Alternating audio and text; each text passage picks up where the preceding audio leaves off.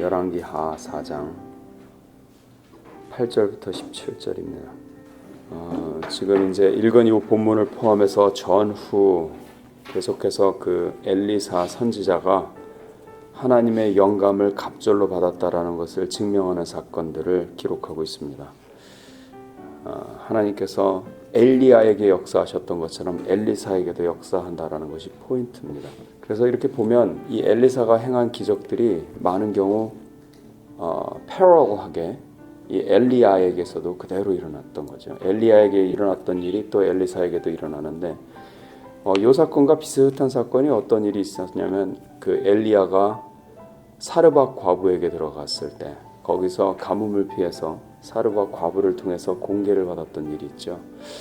거기도 아들이 있었고 여기는 아들이 없었는데 아들을 나중에 얻게 되고 근데 그쪽도 아들이 죽고 여기도 아들이 죽어요. 엘리야도 기도해서 그 아들을 살리고 엘리사도 기도해서 그 아들을 살립니다. 근데 기도하는 방식도 또 비슷해요. 스승한테 보고 그래서 그랬는지 동일한 방식으로 그렇게 기도를 합니다. 어쨌든 여기 보면 그 엘리사가 수넴 여인한테 가서 있었던 일인데 이 수넴 여인은 사르밧 과부와 달리 이 여자는 부자입니다. 유복해요. 편안하게 잘 사는 사람인데 그쪽 지역을 지나갈 때 이 엘리사 선지자를 보고 이 수넴 여자가 마음에 저분이 저기 하나님의 일을 하는 분이구나 생각을 해서 음식을 대접합니다. 그 음식 대접을 참 잘했던 것 같아요. 그랬더니 이제 엘리사가 지나갈 때마다 거기서 음식을 먹곤 했는데 이 여자가 이제 보다가 생각하니까 이제 지나갈 때 딱히 거할 만한 곳이 없다라는 것을 보고 남편에게 설득해서 이분이 이게 참 거룩한 하나님의 사람인데 우리 다락에다가 방을 하나 잘 만들어서 오갈 때 쉬어가실 수 있도록 그렇게 하자 그렇게 얘기를 합니다. 그래서 작은 방을 하나 준비를 해서 거기다가 침상 갖다 놓고 책상 갖다 놓고 뭐 촛불 갖다 놓고 등등 준비를 해가지고 잘 꾸며서 그 선지자를 대접을 해요. 그때 이제 엘리사가 지나가다가 거기서 이제 이렇게 누워 있다가 자기 사환을 불러서 그 여자를 불러오라 해가지고는 이제 얘기하는 거예요. 우리를 위해서 이렇게 많은 수고를 했는데 혹시 필요한 거 있냐? 내가 왕이나 또는 군대 장관에게 구할 것이 있느냐? 그랬더니 아닙니다. 나는 내 백성 가운데 잘 거하고 있습니다. 그러니까 자기 유산 조상으로 받는 그 땅에 집을 잘 가정을 잘 꾸리고 거기서 편안하게 살고 있다는 거예요. 그러니까 쉽게 얘기해서 사람에게는 구할 게 없다는 거죠. 왕이나 군대 장관, 우린 세상 사람들 그런 사람한테 뭐 구할 게 있다 그러면 되게 좋다 생각하지만 여자는 그런 것이 아쉬운 게 없었어요. 그랬더니 이제 게하시가 거기서 이제 조언을 주죠. 근데 저 사람이 다른 건 뭐 부족한 게 없을지 몰라도 아들이 없습니다. 그 당시에 아들이 없다라는 것은 지금 아무리 부자로 살고 있어도 미래가 없다는 뜻 아닙니까? 그게 다 뺏기게 되죠. 다 돌아가게 되는 거예요. 자기네가 이제 연결시킬 자손이 없기 때문에.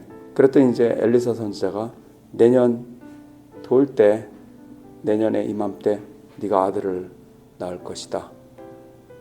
결국은 그 말대로 그렇게 아들을 얻어요. 저는 이 사건을 보면서 그런 생각이 들었어요. 그 여자 입장에서는 수넴 여인 입장에서 작은 방 하나 준비해가지고 거기에 선지자가 잠시 왔다 갈 때마다 쉬어갈 수 있는 거 만드는 거 그렇게까지 큰 일은 아니에요.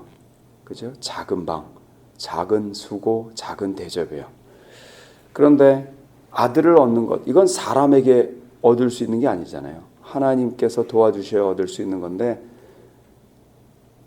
작은 수고, 작은 대접을 했다가 큰 보상을 받았다. 전 이 공식이 성경 곳곳에 보이는 공식이라고 생각을 했어요. 그러니까 우리가 하나님과 거래를 한다고 생각을 하면 여러분 하나님과 거래해서 이번에 나는 손해봤어. 이럴 사람은 하나도 없어요. 하나님과의 거래는 항상 하나님은 나에게 유리하게 이득이 되게 하신다는 거예요. 나는 작은 거를 투자할 뿐인데 하나님은 그 믿음을 보고 큰 것으로 내게 갚아주시는 것을 우리는 곳곳에서 보지 않습니까? 이 여자도 그것을 그대로 본 거예요. 그냥 참 저분이 하나님을 기쁘게 하려고 애를 쓰는 사람인데 저 어떻게 뭐 좀 도울 방법 없을까 하다가 작은 방 하나 만들어서 그냥 이렇게 쉬어가시라고 했던 거, 그거 가지고 이거 뭐 아들을 어떻게 얻습니까? 게다가 아들이 죽었는데 다시 살리는 걸까지 얻었잖아요. 그러니 이걸 어떻게 얻냔 말이에요. 저는 이 본문을 보면서 예전에 제가 시카고에서 전도사 시절 때 청년부를 지도하던 교회에서 우리 청년들이 연극을 크리스마스 때 했어요. 그때 한 아이가 그 어디서 구해온 대본인지 모르겠는데 혹시 여러분 들어보셨는지 모르겠어요. 유명하더라고요, 나름. 그 빈방 있습니까? 라는 제목의 연극이에요.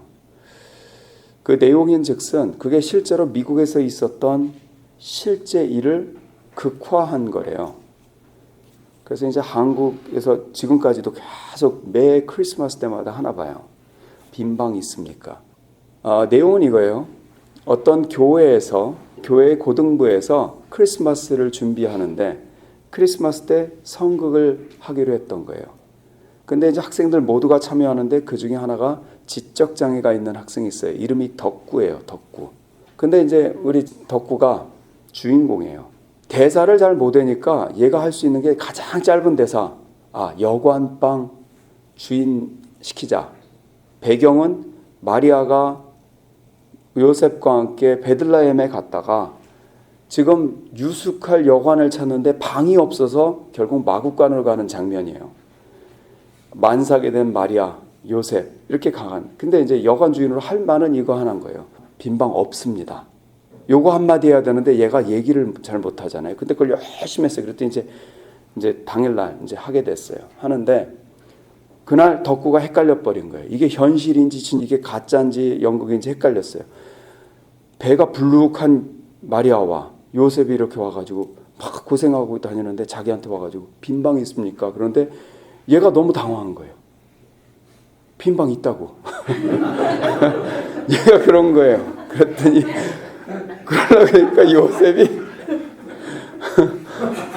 이제 연극이 망가지게 생겼으니까 저기 지금 손님들이 많아서 빈방이 없단 말씀이시죠? 하고 데려가려고 그러니까 가지 말라고, 빈방 있다고, 내가 있는 방에서 머물면 된다고 실갱이를 벌이는 거예요. 그러면서 막 울면서 여기서 쉬어가라고. 그 덕구가. 그래가지고 연극이 망쳤다는 내용인데 미국에서 실제로 그것 때문에 사람들이 감동을 받았다는 거거든요. 저도 그거를 크리스마스 때 애들이 준비를 하고 제가 이렇게 보면서 굉장히 그 부분에서 감동이 되더라고요. 덕구, 빈방이 있다. 예수님 여기서 쉬어가세요. 예수님 나으세요, 여기서. 그렇게 마구간 가지만 이거거든요. 여러분한테 있는 작은 방이 뭡니까?